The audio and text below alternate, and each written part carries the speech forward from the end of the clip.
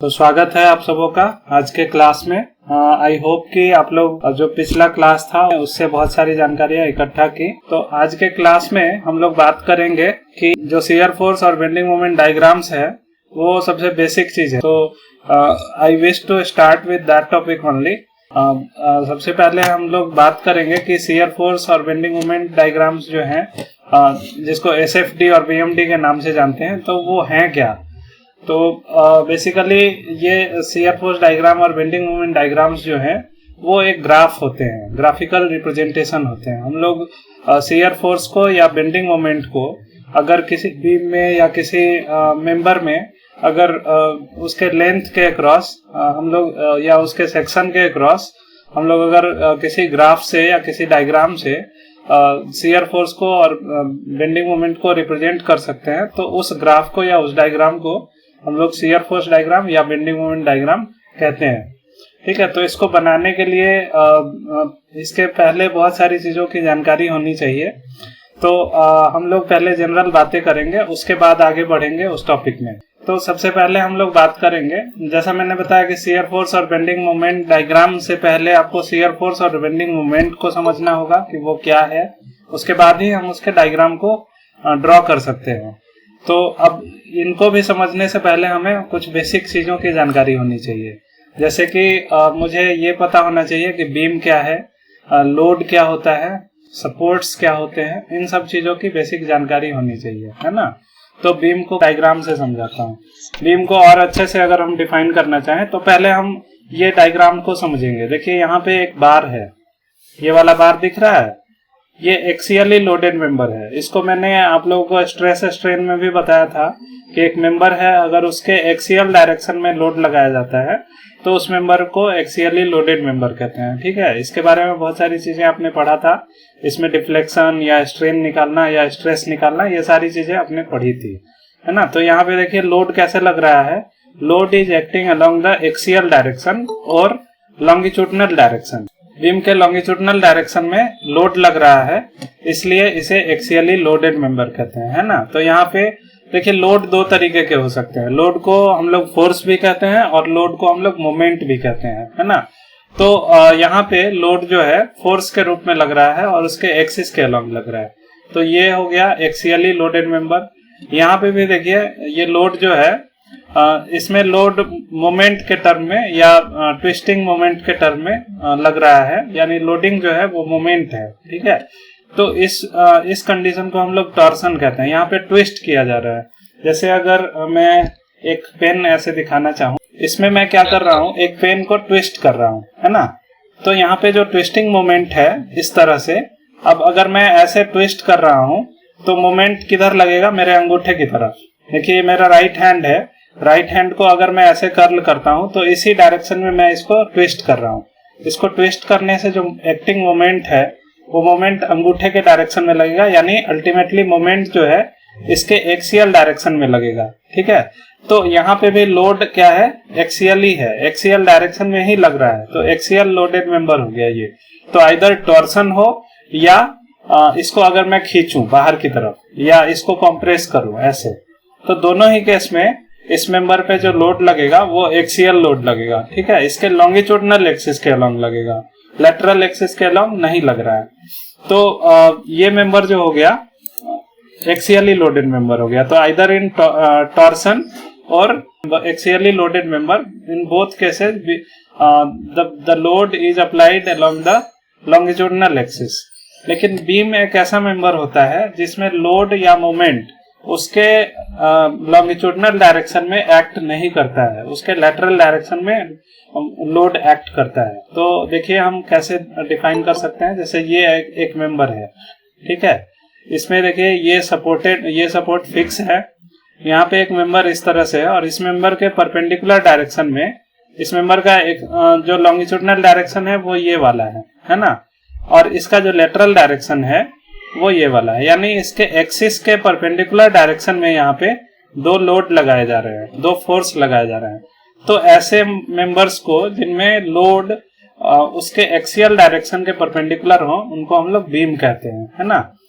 या फिर ऐसा भी हो सकता है कि इसमें हम लोग मोमेंट लगाए, यहाँ पे हम इसे ट्विस्ट कर दें, है, देखिए एक बीम है, ये कंघी है, मान लीजिए इसे मैं बीम समझता हूँ। हाँ, तो अगर ये इस तरफ से फिक्स है, इसे फिक्स कर दिया, अब इस पे मैं अगर यहाँ पे लोड लगाऊंगा तो ये एक बीम की तरह एक्ट करेगा, क्योंकि मैं लोड यहाँ पे इसके एक्सिस के डायरेक्शन में नहीं लगा रहा हूँ, ना ही इसको मैं ट्विस्ट कर रहा हूँ, मैं इसके एक्सिस के परपेंडिकुलर डायरेक्शन में एक लोड अप्लाई कर रहा हूँ।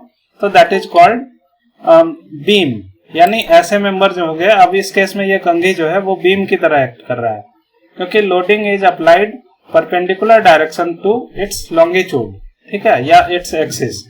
अब इसको मैं बेंड भी कर सकता हूँ, इस पे मैं बेंडिंग करूंगा, इसको मैं इस तरह से मोड़ दूंगा, है ना, या इसको इस तरह से मोड़ूंगा, यानी इसके इस एंड पे मैं मोमेंट लगाऊंगा। देखिए ये मुड़ रहा है, या तो फोर्स लगा के या मोमेंट लगा के मैंने इस पे लोड अप्लाई किया, ठीक है।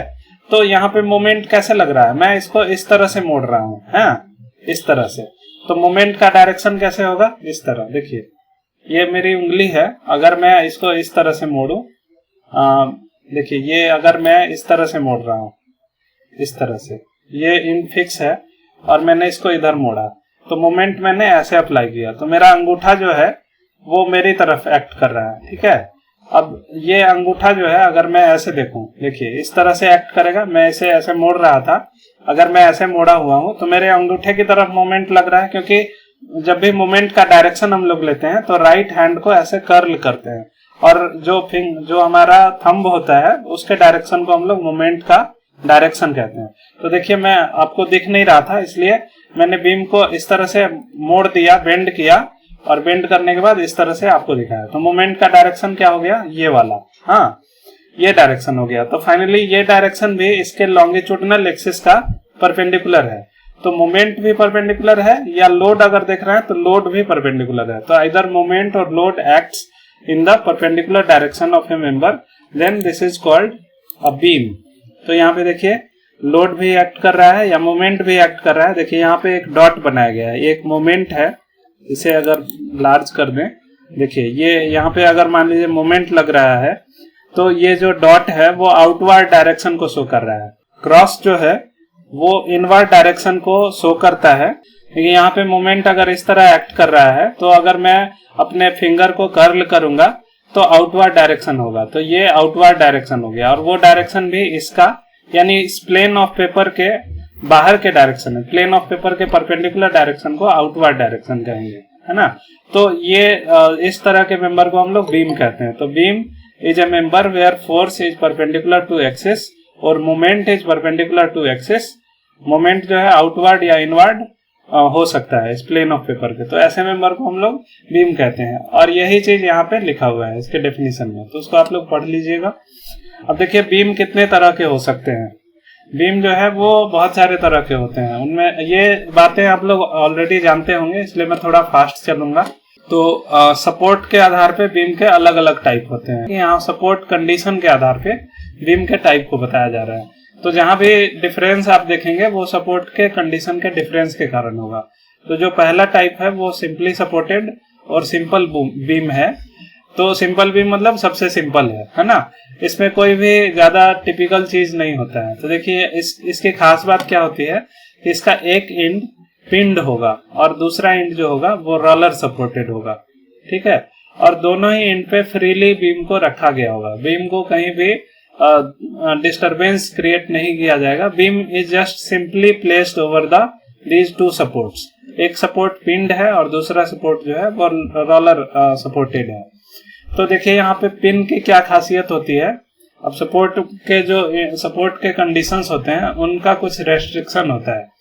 तो ये वाला जो कंडीशन है इसमें क्या होगा, ये जो सपोर्ट है पिंड सपोर्ट, यहाँ पे देखिए यहाँ पे दो रिएक्शंस आते हैं, एक हॉरिजॉन्टल रिएक्शन और दूसरा वर्टिकल रिएक्शन। यानी कोई भी सपोर्ट में जिस डायरेक्शन में रिएक्शन प्रोड्यूस होते हैं वो उस डायरेक्शन में रिएक्ट करता है, ठीक है, या उस डायरेक्शन के मोशन को रिस्ट्रेन करता है, रोकता है, ठीक है। जैसे आप अगर जमीन पे चलते हैं तो वर्टिकल डायरेक्शन से जमीन आपके ऊपर फोर्स लगाती है, इसीलिए आप जमीन के अंदर धंस नहीं पाते हैं, जमीन आपको रोके रहती है। तो इसका मतलब क्या है कि there is a vertical upward reaction from the ground while you walk. आप जब चलते हैं या खड़े होते हैं जमीन पे तो वर्टिकली अपवर्ड रिएक्शन है, यानी वहां पे रिस्ट्रेन है, ग्राउंड जो है वो आपको रोक रही है नीचे जाने से। तो यहाँ पे सपोर्ट जो है वहां पे दो रिएक्शंस हैं, एक हॉरिजॉन्टल रिएक्शन और दूसरा वर्टिकल रिएक्शन। यानी ऐसे सपोर्ट में आपको दो तरफ से रोका जा सकता है, एक हॉरिजॉन्टल डायरेक्शन से और एक वर्टिकल डायरेक्शन से। तो इसका मतलब क्या हो गया कि this support will not allow you to move along horizontal direction or and it will not allow you to move along vertical direction। तो इस सपोर्ट पे या इस एंड पे हॉरिजॉन्टल मोशन और वर्टिकल मोशन अलाउड नहीं होता है, यानी रेस्ट्रिक्टेड होता है। अब यहाँ पे क्या हो सकता है, तो यहाँ पे रोटेशन हो सकता है, ठीक है। तो रोटेशन यहाँ पे अलाउ हो जाएगा, लेकिन यहाँ पे हॉरिजॉन्टल और वर्टिकल मोशन अलाउ नहीं होगा। तो जैसे आप देखते होंगे, हिंज आपने देखा होगा, कील ठोक दिया इस मेंबर में मैंने, तो क्या होगा, इसके अबाउट ये ऐसे ऐसे रोटेट कर सकता है, लेकिन ना तो ये इस कील से ऐसे बाहर आएगा, ना ही ऊपर जा सकता है, ठीक है। तो इस कील ने इसको प्रिवेंट किया है हॉरिजॉन्टल मूवमेंट से भी और वर्टिकल मूवमेंट से भी, लेकिन इसका रोटेशन अलाउड है। तो इस तरह के सपोर्ट्स को हम लोग पिंड सपोर्ट कहते हैं, ठीक है। तो यहाँ पे ये बस रोटेट कर सकता है ऐसे, ना ही ये इधर जाएगा और ना ही ये ऊपर आएगा।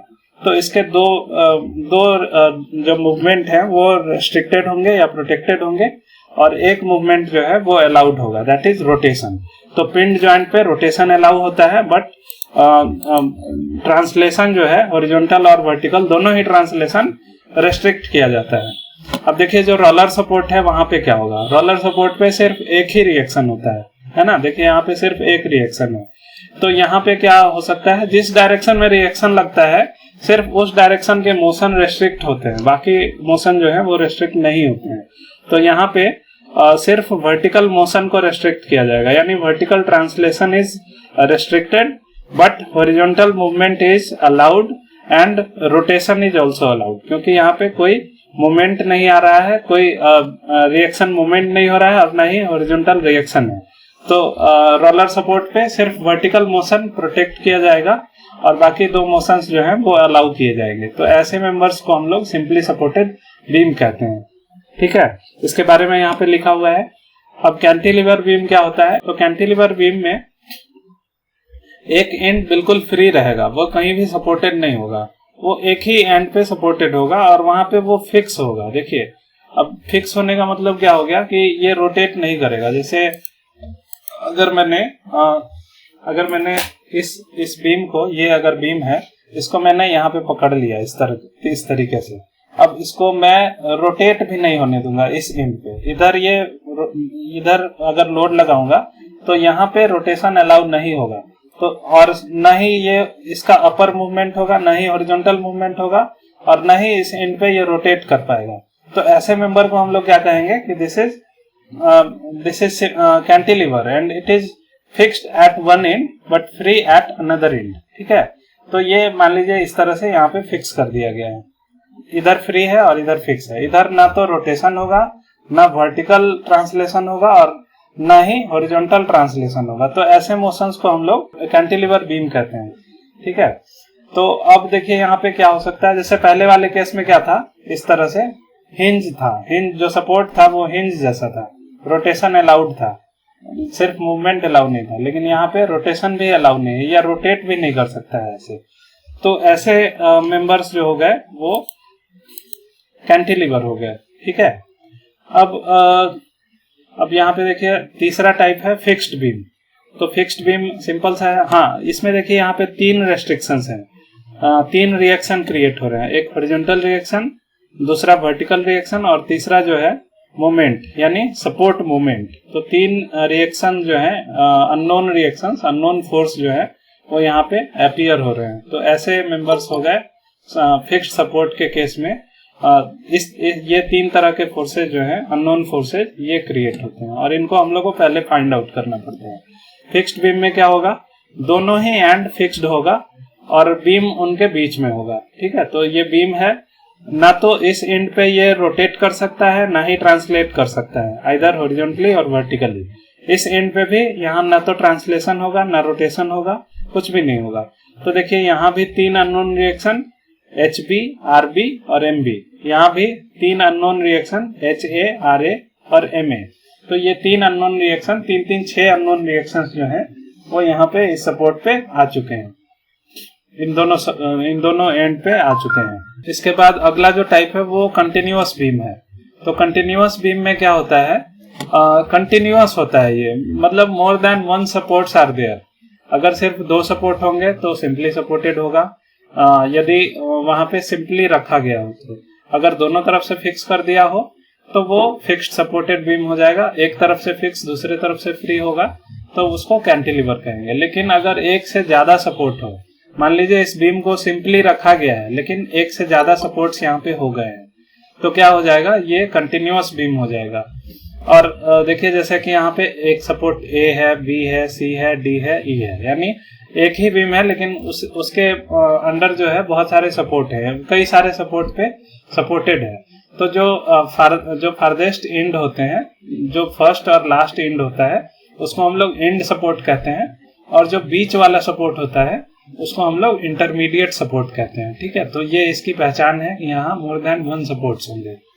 अब बीम जो है वो ओवरहैंग के साथ भी हो सकता है। बहुत सारे बीम ऐसे हैं जो लटके हुए होते हैं, जैसे कि जो लटका हुआ पोर्शन, जैसे देखिए ये बीम A और B 2 सपोर्ट है, इसके बाहर भी बीम लटका हुआ है, प्रोजेक्टेड है। तो projected beams are called overhang या ओवरहैंगिंग पार्ट है। ठीक है, जैसे आप लोग बहुत सारे ये देखते होंगे घरों में जब छज्जा बनाया जाता है तो छज्जा के साथ एक बीम निकाला जाता है ना। तो छज्जा के पीछे के साइड में वो बीम दूसरे सपोर्ट्स पे, 2 अदर सपोर्ट पे सपोर्टेड रहता है, लेकिन छज्जा जो है वो बाहर से फ्रीली सपोर्टेड होता है, यानी उस पे कोई सपोर्ट नहीं होता है उसके दूसरे एंड पे। तो वहां पे क्या होगा, उस बीम को हम लोग ओवरहैंग बीम कह सकते हैं। जैसे अगर एग्जाम्पल के तौर पे देखें तो मान लीजिए यहाँ पे ये सपोर्टेड है, ये 2 जगह सपोर्टेड है बीम, ठीक है, 2 सपोर्ट पे इस तरह से। तो इस बीम के बाहर इतना पोर्शन जो है वो ओवरहैंग हो गया। अगर मान लीजिए मैं इसको यहाँ पे ऐसे रखता, ऐसे सपोर्ट करता, तो this was not overhang. But अगर मैंने इसको यहाँ पे सपोर्ट किया तो ये ओवरहैंग हो गया, और जो सपोर्ट के बियॉन्ड पार्ट होता है उसको हम लोग ओवरहैंगिंग पार्ट कहते हैं। तो this is how you can identify the types of beams. ठीक है, इसके बाद अब देखिए लोड कितने तरह के होते हैं। तो मैंने ऑलरेडी आपको बताया कि लोड जो है वो 2 तरह के हो सकते हैं, either in the form of force और in the form of moments. तो फोर्स के अंडर जो है ये टाइप हो गया कॉन्सेंट्रेटेड लोड और डिस्ट्रीब्यूटेड लोड, और मोमेंट को हम लोग कपल कहते हैं। तो इनके बारे में एक एक करके देखेंगे। अब कॉन्सेंट्रेटेड लोड का मतलब क्या हो गया कि लोड बहुत कम एरिया में कॉन्सेंट्रेटेड हो, यानी पॉइंटेड हो, एकदम एक सिंगल फोर्स हो जो कि एक बहुत ही स्मॉल एरिया में एक्ट कर रहा हो या एक पॉइंट पे एक्ट कर रहा हो, तो उसको हम लोग कॉन्सेंट्रेटेड लोड कहते हैं या पॉइंट लोड कहते हैं। ठीक है, पॉइंट लोड को चाहें तो आप लोग यहाँ से भी देख सकते हैं। देखिए ये बीम है, तो इस बीम पे ये एकदम एक पॉइंट पे लग रहा है, बहुत ही स्मॉल एरिया पे लग रहा है, या उस एरिया को हम लोग पॉइंट कह सकते हैं। तो इस तरह के लोड को हम लोग पॉइंट लोड कहेंगे। ठीक है, या अगर ऐसे देखना चाहें, कोई एक बीम है, ये एक बीम है मान लीजिए, इस बीम पे एक पॉइंट लोड लग रहा है, ऐसे सिर्फ इसके कारण लोड लग रहा है, तो this is a point load, एक ऐसे बस पॉइंट जैसा लग रहा है।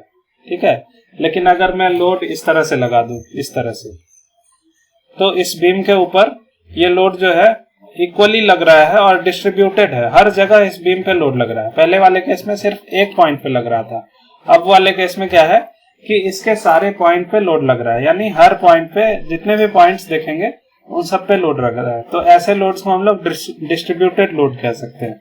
तो यहाँ पे देखिए, तो कंसंट्रेटेड लोड और point load acts over very small area and this is a single force. और डिस्ट्रीब्यूटेड लोड में क्या होगा कि मान लीजिए बहुत infinite number of single force को अगर पूरे मेंबर पे उसके हर पॉइंट पे एक्ट कर दिया जाए या उसके कुछ रीजन में डिस्ट्रीब्यूट कर दिया जाए, तो ऐसे लोड को हम लोग डिस्ट्रीब्यूटेड लोड कहते हैं। तो ये इसके कुछ या सारे पार्ट पे डिस्ट्रीब्यूटेड हो सकता है। तो अब डिस्ट्रीब्यूशन जो है वो या तो यूनिफॉर्म हो सकता है या नॉन यूनिफॉर्म हो सकता है। यहाँ पे क्या है, बीम के, ये एक बीम है, ये बीम किस तरह का है, सिंपली सपोर्टेड बीम है। और इस बीम के इस पोर्शन में, सिर्फ इतने वाले पोर्शन में ए से बी के बीच में लोड जो है वो हर जगह इक्वली एक्ट कर रहा है। देखिए यहाँ पे इसका मैग्नीट्यूड दिया होगा, ये मैग्नीट्यूड जो है 1.5 किलो न्यूटन पर मीटर है, यानी इसके पर मीटर में 1.5 किलो न्यूटन का लोड लग रहा है, यानी ये इक्वली डिस्ट्रीब्यूटेड है। तो इसका देखिए ये जो वेरिएशन है वो यूनिफॉर्म है। तो ऐसे लोड को हम लोग यूडीएल या यूनिफॉर्मली डिस्ट्रीब्यूटेड लोड कहते हैं। पहले तो डिस्ट्रीब्यूटेड है, अब डिस्ट्रीब्यूशन यूनिफॉर्म है तो यूनिफॉर्मली हो गया। अब देखिए यहाँ पे क्या है, यहाँ पे ये लोड जो है वेरिंग है। देखिए यहाँ पे ज्यादा लोड है, इस पॉइंट पे 40 किलो न्यूटन है और यहाँ पे 0 लोड लग रहा है। और 0 से 40 किलो न्यूटन तक का लोड जो है वो जैसे हम इसके इस पॉइंट से यहाँ तक जाते हैं तो लोड धीरे धीरे बढ़ता जा रहा है। यानी यहाँ पे कुछ लोड नहीं लग रहा है, यहाँ थोड़ा ज्यादा लोड लगा, यहाँ थोड़ा ज्यादा लगा, यहाँ उससे भी ज्यादा, और सबसे ज्यादा लोड यहाँ एक्ट करने लगा। तो इस तरह लोड जो है वो यूनिफॉर्म रेट से वेरी कर रहा है। वेरिंग लोड तो है लेकिन यूनिफॉर्मली वेरिंग है। यहाँ पे क्या है, लोड यहाँ भी सेम है, यहाँ भी सेम है, हर जगह लोड का मैग्नीट्यूड सेम होगा। ठीक है, तो उसका डिस्ट्रीब्यूशन इक्वल है, तो ये यूनिफॉर्मली डिस्ट्रीब्यूटेड हो गया और ये नॉन यूनिफॉर्मली डिस्ट्रीब्यूटेड हो गया। लेकिन उसमें भी यहाँ पे एक रेगुलर फैशन है। रेगुलर फैशन ये है कि इसके वेरिएशन का रेट कांस्टेंट है। हो सकता था कि ये जिगजैग होता, कहीं पे ज्यादा, कहीं पे कम, कहीं पे मतलब बिना किसी रूल के, अगर ये लोड कहीं एकाएक बहुत ज्यादा हो जाता और कहीं बहुत ये हो जाता, तो उसको हम लोग यूनिफॉर्मली वेरिंग लोड नहीं कहते, सिंपली जो है वो नॉन यूनिफॉर्म लोड कहलाता। ठीक है, तो इस तरह से हम लोग जो है लोडिंग को पहचान सकते हैं। अब देखिए लोडिंग के अंदर कपल आता है, कपल को हम लोग मोमेंट कहते हैं। मोमेंट अगर किसी बीम के ऊपर एक्ट करेगा उसको हम लोग कपल कहते हैं। तो लोड जो है दो तरह का हो सकता है, एक फोर्स के टर्म में या कपल के टर्म में, इसके बारे में ऑलरेडी बताया गया है। अब मैंने रिएक्शंस के बारे में भी बता दिया कि सपोर्ट रिएक्शंस कैसे होते हैं। सपोर्ट रिएक्शन के बारे में ऑलरेडी मैंने वहां पे पीछे वाले स्लाइड में आपको बताया कि सपोर्ट कैसा होगा, वहां पे रिएक्शंस कैसे होंगे, तो उसी चीज को यहाँ पे फिर से बताया गया है। अब इसका इम्पोर्टेंस क्या है, क्यों ये इतना इम्पोर्टेंट है सपोर्ट रिएक्शन। तो जब भी आपको शियर फोर्स या बेंडिंग मोमेंट निकालना होगा तो सबसे पहला काम आपको सपोर्ट रिएक्शन निकालना होगा। आंख मूंद कर आपको सबसे पहले सपोर्ट रिएक्शन निकाल लेना है। तो देखिए सपोर्ट रिएक्शन 3 तरह के हो, क्योंकि हम लोग जो है यहाँ पे शियर फोर्स और बेंडिंग मोमेंट को डिसाइड करेंगे और ये 2 डायमेंशनल हम लोग सिस्टम को पढ़ रहे हैं, अभी 3D सिस्टम नहीं पढ़ रहे हैं। हम लोग यही पढ़ रहे हैं कि ये जो बीम है ये सिर्फ इस प्लेन ऑफ पेपर में एक्ट कर रहा है और इसमें जितने भी फोर्स या मोमेंट लग रहे हैं वो इस प्लेन ऑफ पेपर में एक्ट कर रहे हैं। मोमेंट के कारण जो बेंडिंग हो रहा है वो सब इसी प्लेन ऑफ पेपर में हो रहा है, भले ही मोमेंट का डायरेक्शन आउट ऑफ प्लेन में हो।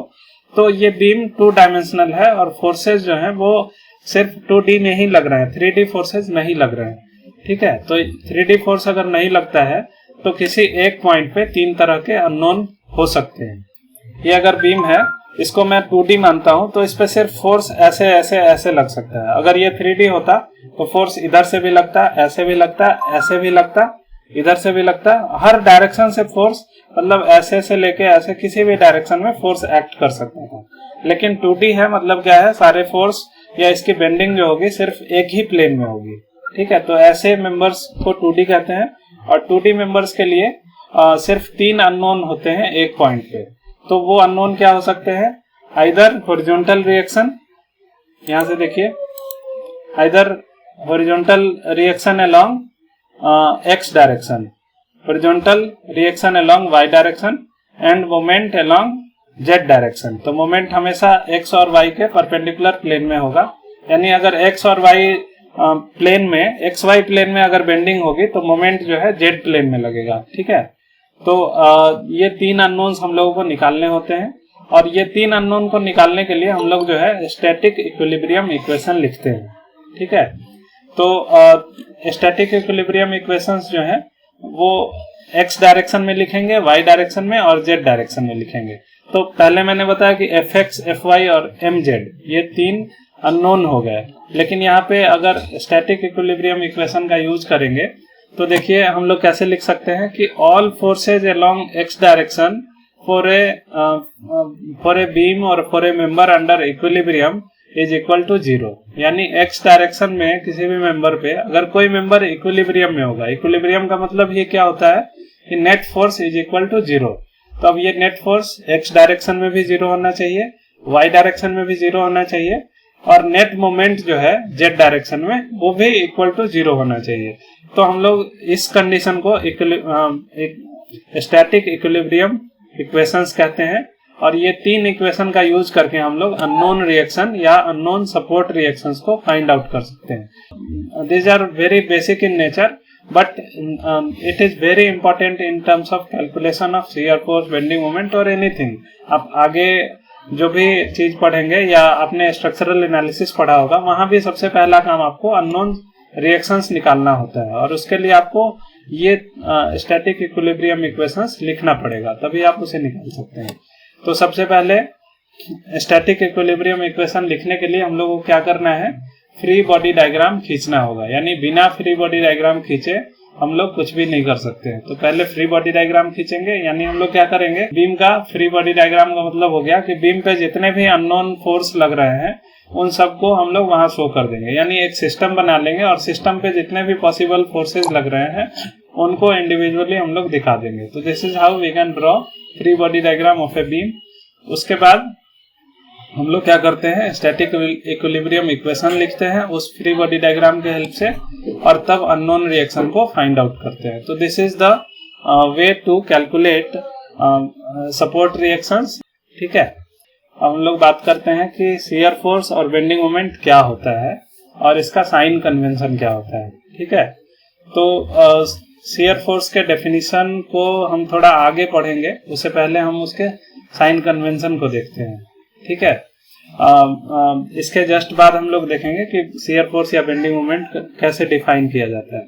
तो इनको हम लोग स्ट्रेस रिजल्टेंट कहते हैं। स्ट्रेस रिजल्टेंट का मतलब क्या हो गया, किसी भी मेंबर में फोर्स लगाने के बाद स्ट्रेस क्रिएट होते हैं, और उस स्ट्रेस का जो रिजल्टेंट होगा वो 2 तरह से डिनोट किया जाता है। या तो वो बेंडिंग मोमेंट हो सकता है या शियर फोर्स हो सकता है।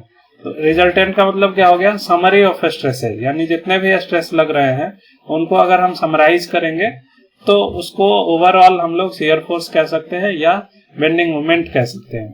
ठीक है, तो अब देखिए यहाँ पे साइन कन्वेंशन जो है वो यूनिवर्सल साइन कन्वेंशन मैं आपको बता रहा हूँ। ये काफी यूजफुल है, और इस साइन कन्वेंशन को अगर आप याद रखेंगे तो शायद आपसे कभी भी शियर फोर्स या बेंडिंग मोमेंट को निकालने में गलती नहीं होगी। बेसिकली हम लोग साइन कन्वेंशन के दौरान बहुत ही ज्यादा कंफ्यूज हो जाते हैं, इसलिए जो है हम लोग उस पॉजिटिव को निगेटिव या निगेटिव को पॉजिटिव लिख देते हैं। तो अगर आप इस चीज को यहाँ पे अच्छे से समझेंगे तो कभी भी आपसे प्रॉब्लम नहीं आएगी।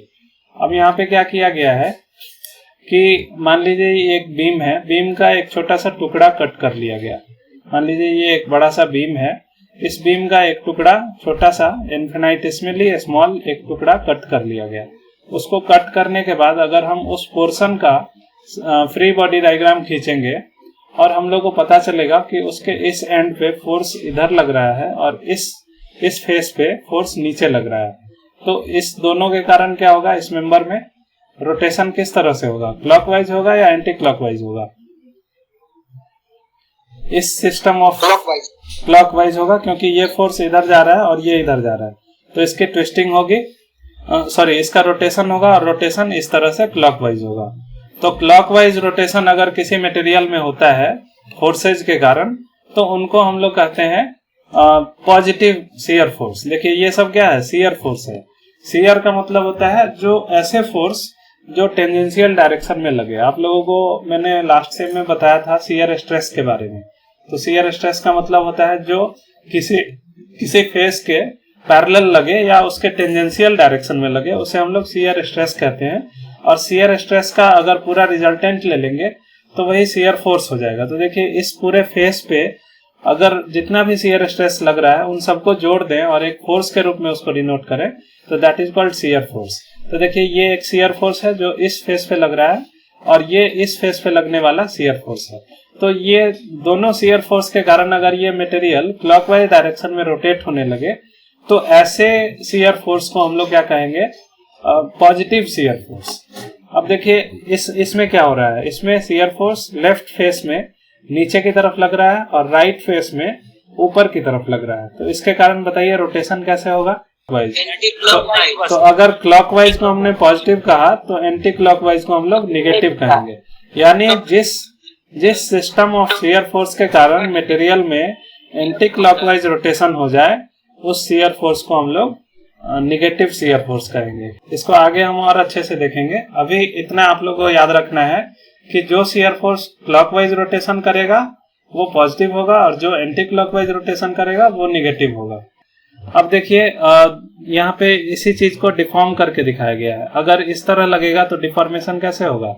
ये वाला पहले डिफॉर्मेशन से पहले का शेप था और डिफॉर्मेशन के बाद शेप कैसा हो गया? ये देखिए डिफॉर्म हो गया और ये डिफॉर्मेशन आपको शियर डिफॉर्मेशन जैसा दिख रहा है। अगर इस फेस को और इस फेस को एक दूसरे के रिस्पेक्ट में हम डिफॉर्म करना चाहेंगे तो ऐसे ही डिफॉर्म होगा। तो इस तरह का डिफॉर्मेशन जब इंड्यूस होगा तो वो पॉजिटिव शियर फोर्स होगा और इस तरह का डिफॉर्मेशन जो है इसका रिजल्ट है। यानी these two diagrams are the deformed shape of these two diagrams। ठीक है, तो इस तरह के कंडीशन में हम लोग प्लस या माइनस शियर फोर्स को डिसाइड कर सकते हैं। अब मान लीजिए यहाँ पे बीम का एक छोटा सा पार्ट है। यहाँ पे क्या किया गया, एक बीम था, बीम का एक सेक्शन कट कर लिया गया। उस सेक्शन, ये इन्फिनिटेसिमली स्मॉल सेक्शन है, उसको इनलार्ज किया गया तो थोड़ा सा मोटा ये सेक्शन दिख रहा है। अब देखिए मोमेंट जो है, मान लीजिए इस सेक्शन पे बीम के ये वाले लेफ्ट साइड से ऐसे मोमेंट लग रहा है और राइट साइड से ऐसे मोमेंट लग रहा है। तो बीम कैसे डिफॉर्म होगा? इस तरह से डिफॉर्म होगा। और इसमें देखिए क्या बनेगा, इसमें मोमेंट अगर हम इधर लगा रहे हैं और मोमेंट इधर लगा रहे हैं तो क्या हो रहा है? डिफॉर्म्ड शेप ऐसा बन रहा है।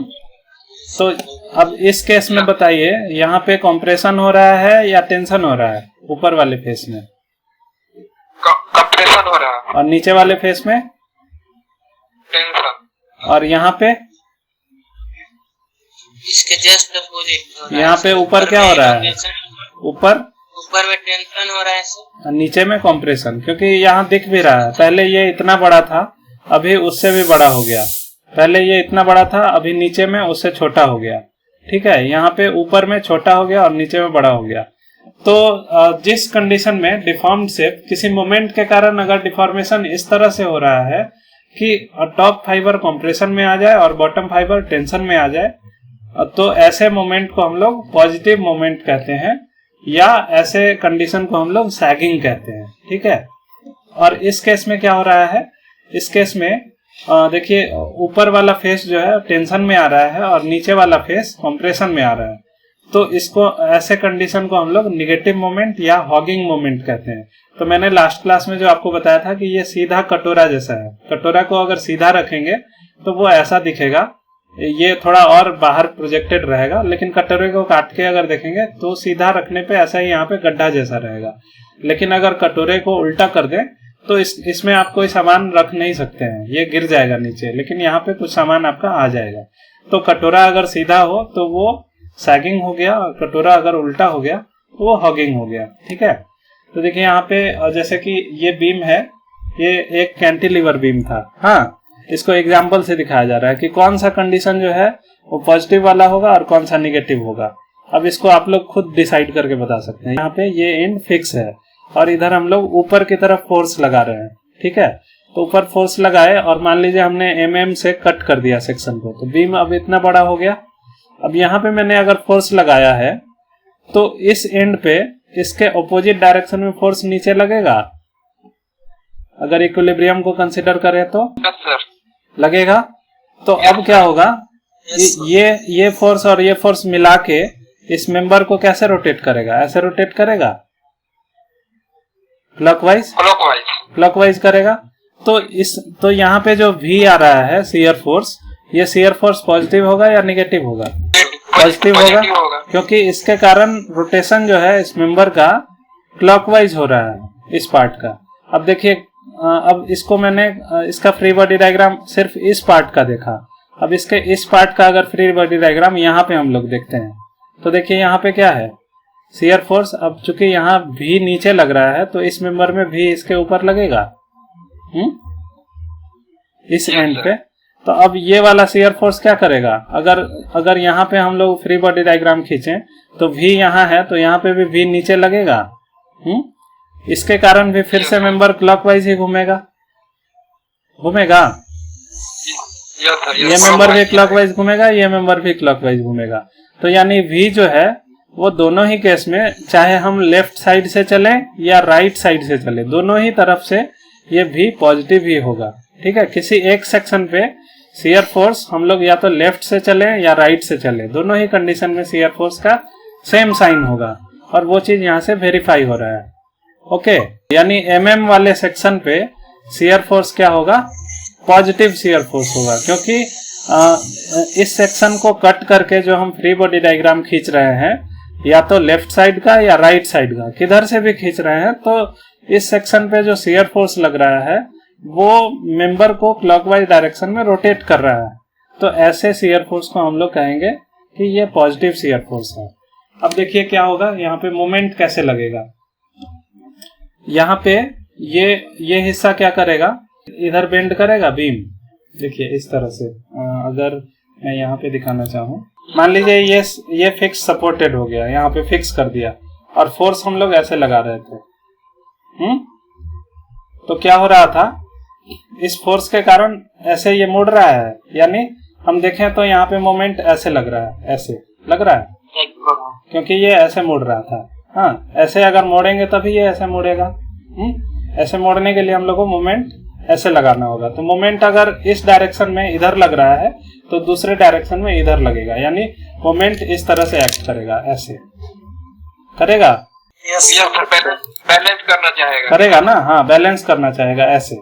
तो अगर इस बीम को हम लोग यहाँ पे फिक्स किए हुए हैं तो यहाँ पे भी यहाँ मोमेंट ऐसे लगेगा। हाँ, इस पे फोर्स अगर ऐसे लगा रहे हैं तो यहाँ पे मोमेंट ऐसे, इसको कट भी कर देंगे तो बीच वाले हिस्से में अगर सिर्फ इधर का हिस्सा को कंसीडर करेंगे तो इस हिस्से में इधर से मोमेंट लगेगा और इस हिस्से में इधर से लगेगा। देखिए यहाँ पे इस डायग्राम में यही चीज दिखाया जा रहा है।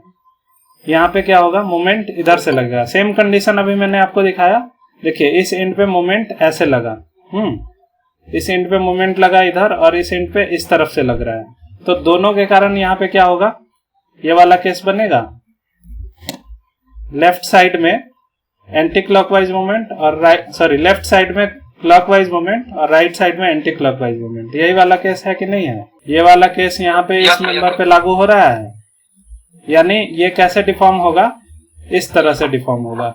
अगर इसको ये और बड़ा होता तो ऐसे ही डिफॉर्म होता, ऊपर में छोटा हो जाता और नीचे बड़ा हो जाता। आप इसको देख सकते हैं, यहाँ जो रिफिल में दिखा रहा था, इसको अगर ऐसे डिफॉर्म करेंगे, देखिए ऊपर का हिस्सा इसका छोटा होगा और नीचे का हिस्सा बड़ा होगा। नीचे वाला पार्ट जो है लंबा होगा और ऊपर वाला छोटा होगा। तो top fibre is under compression and bottom fibre is under tension. तो ऐसे केस को हम लोग कहेंगे पॉजिटिव मोमेंट। और देखिए अब इस हिस्से में क्या ख्याल है, तो अगर सेम सेक्शन MM है, यहाँ पे मोमेंट अगर इधर एंटी क्लॉकवाइज लग रहा है तो राइट साइड में उसी सेक्शन पे क्लॉकवाइज मोमेंट लगेगा। इसका ऑपोजिट लगेगा, इक्वल एंड ऑपोजिट मोमेंट। तो अब ये वाला हिस्सा भी कैसे डिफॉर्म करेगा, अगर मोमेंट ऐसे लगेगा, इस हिस्से को हम ऐंठेंगे तो कैसे ऐंठाएगा, ये वाला फाइबर कंप्रेशन में जाएगा और ये नीचे वाला टेंशन में जाएगा, क्योंकि इसमें बेंडिंग ऐसे हो रहा है। यहाँ पे ये है, ये ऊपर की तरफ बेंड करेगा, यानी ऐसे बेंड करेगा इस तरफ से। तो ये वाला हिस्सा, ये टॉप फाइबर कंप्रेशन में जाएगा और बॉटम फाइबर टेंशन में जाएगा। तो इस केस में भी मोमेंट क्या हो गया, पॉजिटिव हो गया, क्योंकि ऊपर कंप्रेशन और नीचे टेंशन। इस केस में भी ऊपर कंप्रेशन नीचे टेंशन है।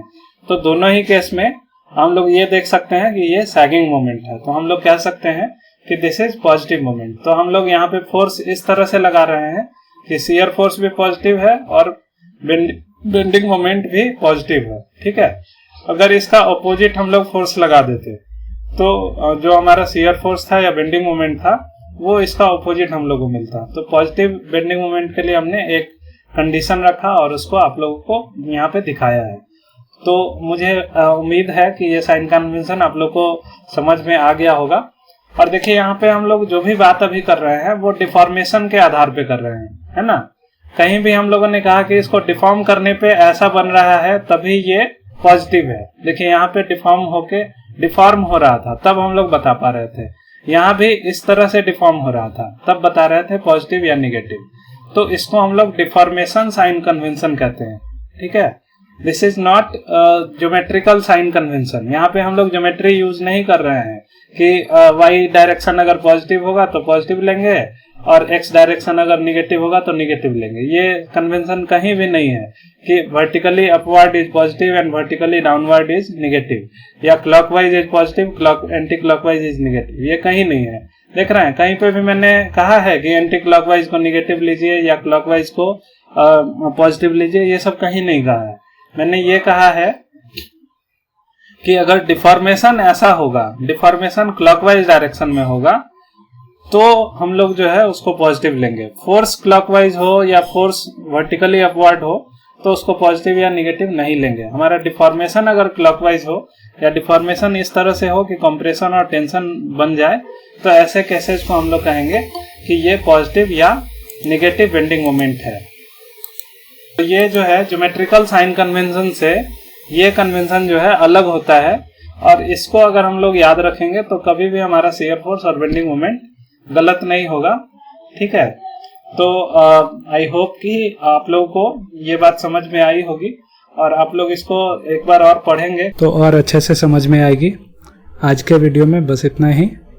अगले वीडियो में हम लोग आगे देखेंगे कि शियर फोर्स और बेंडिंग मोमेंट डायग्राम्स के फर्दर टॉपिक्स क्या हैं और उनके बारे में डिटेल्ड जानकारियां हैं, वो आपको मिलेंगी। तब तक के लिए बने रहिएगा।